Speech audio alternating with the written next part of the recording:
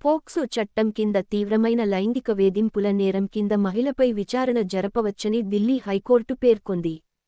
POCSO చట్టం కింద అతడు అనే సర్వనామం కేవలం మగ కి మాత్రమే పరిమితం కాదని, వారి లింగంతో సంబంధం లేకుండా నేరస్తులెవరైనా ఉంటారని కోర్టు వివరించింది.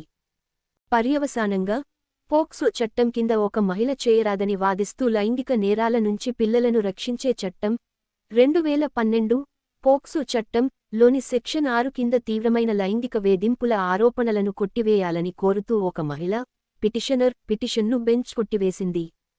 నేరం జస్టిస్ అనూప్ జైరామ్ భంబానీతో కూడిన సింగిల్ బెంచ్ ఇలా వ్యాఖ్యానించింది.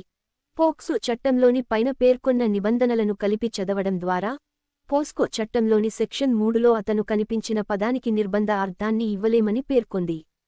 అది మగవారిని మాత్రమే సూచిస్తుంది, కాని దాని ఉద్దేశించిన అర్థాన్ని తప్పక ఇవ్వాలి, అంటే అది వారి లింగంతో సంబంధం లేకుండా ఏ నేరస్తుడిని అయినా దాని పరిధిలో కలిగి ఉంటుంది. పిటిషనర్ తరఫున న్యాయవాది పీయూష్ సచ్దేవ్ వాదించగా, ప్రతివాది తరఫున ఏపీపీ ఉత్కర్ష్ వాదించారు.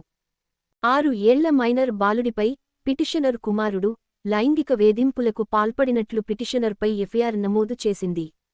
ఘటన జరిగిన 4 ఏళ్ల తర్వాత ఎఫ్ఐఆర్ నమోదు చేసినట్లు పిటిషనర్ తెలిపారు. పిటిషనర్ ఆలస్యం అపరిమితంగా మరియు వివరించలేనిదిగా వాదించారు, తద్వారా విచారణలు విఫలమవుతున్నాయి. పిటిషనర్ చేసిన అత్యంత క్లిష్టమైన వాదన ఏమిటంటే, సెక్షన్ 3 కింద చొచ్చుకొనిపోయే లైంగిక వేధింపులు యొక్క POCSO చట్టం యొక్క నిర్వచనం మరియు ఈ నేరం యొక్క తీవ్రతరమైన రూపాలతో వ్యవహరించే సెక్షన్ 5 పొడిగింపు ద్వారా చట్టాన్ని సూచిస్తూ అతను అనే సర్వనామం ఉపయోగించబడింది. పురుష నేరస్తులకు మాత్రమే వర్తింపజేయడానికి ఉద్దేశించబడింది. డిఫెన్స్ దీనిని IPC యొక్క అత్యాచారం యొక్క నిర్వచనంతో పోల్చింది. ఇది కేవలం ఒక వ్యక్తి మాత్రమే చేయగలదు. ఈ సమర్పణలను రాష్ట్రం ప్రతిఘటించింది. ఇది POCSO చట్టం లింగ తటస్థ చట్టమని మరియు నేరస్తులను వారి లింగంతో సంబంధం లేకుండా మైనర్లపై లైంగిక నేరాలకు జవాబుదారీగా ఉంచుతుందని వాదించింది.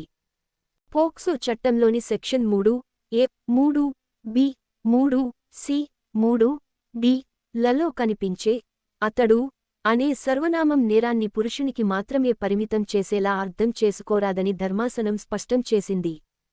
చెప్పబడిన నిబంధనలలో చొచ్చుకుపోయే లైంగిక వేధింపులు ఏదైనా వస్తువు లేదా శరీర భాగాన్ని చొప్పించడం వంటివి ఉన్నాయని గమనించడం చాలా ముఖ్యం. లేదా చొచ్చుకుపోవడానికి పిల్లల యొక్క ఏదైనా శరీర భాగం యొక్క తారుమారు లేదా నోటి దరఖాస్తు. అందువల్ల ఆ నిబంధనలలో పేర్కొన్న నేరం పురుషాంగం ద్వారా చొచ్చుకుపోవడాన్ని మాత్రమే సూచిస్తుందని చెప్పడం పూర్తిగా తర్కం కాదు అని కోర్టు వ్యాఖ్యానించింది. ఇప్లోని సెక్షన్ 375లో మరియు పోస్కో చట్టంలోని సెక్షన్ 3 మరియు 5లో నిర్వచించిన నేరాలను పోల్చి చూస్తే నేరాల తీవ్రతను ఏర్పరిచే చర్యలు ఒకేలా ఉన్నప్పటికీ సెక్షన్ 375 యొక్క ప్రారంభ పంక్తి ప్రత్యేకంగా సూచిస్తుందని పేర్కొంది. ఒక మనిషి అయితే సెక్షన్ 3 యొక్క ప్రారంభ పంక్తి వ్యక్తి ని సూచిస్తుంది. పోక్సో చట్టంలోని సెక్షన్ 3లోని వ్యక్తి అనే పదాన్ని కేవలం పురుషుడు మాత్రమే సూచిస్తున్నట్లు చదవడానికి ఎటువంటి కారణం లేదని కోర్టు పేర్కొంది. తదనుగుణంగా POCSO చట్టంలోని సెక్షన్లు 3 మరియు 5లో పేర్కొన్న చర్యలు పిల్లలపై నేరం చేసినట్లయితే నేరస్తుడి లింగంతో సంబంధం లేకుండా నేరం అని నిర్ధారించబడింది. పర్యవసానంగా న్యాయస్థానం ఇలా పేర్కొంది. పైన పేర్కొన్న అంశాలకు సంబంధించి ఛార్జిషీట్తో పాటుగా నమోదు చేయబడిన విషయాలను ప్రాథమికంగా పరిశీలిస్తే ఈ కోర్టు అభిప్రాయం ప్రకారం తీవ్రమైన లైంగిక వేధింపుల నేరం వీరికి వ్యతిరేకంగా చేయబడింది. పిటిషనర్ ఆమె ఒక మహిళ అయినప్పటికీ మరియు పిటిషనర్ అభియోగాలు మోపబడిన నేరాల కోసం విచారణ చేయవలసి ఉంటుంది. దీంతో హైకోర్టు పిటిషన్ను కొట్టివేసింది. కారణం శీర్షిక Sundari Gautam v. State of NCT of Delhi neutral citation 2024 DHC 5940